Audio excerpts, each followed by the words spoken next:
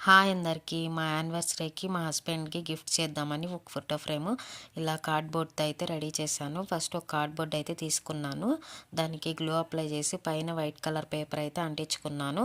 దీనికి 4 sides cardboard అంటించుకుని దానికి black colour అయితే అప్లై చేశాను. ఇంకా ఫైనల్‌గా ఒక ఫోటో అయితే తీసుకుని దాన్ని మిడిల్‌లో ఇలా గ్లూ గమ్‌తో అయితే స్టిక్ చేసేసుకున్నాను.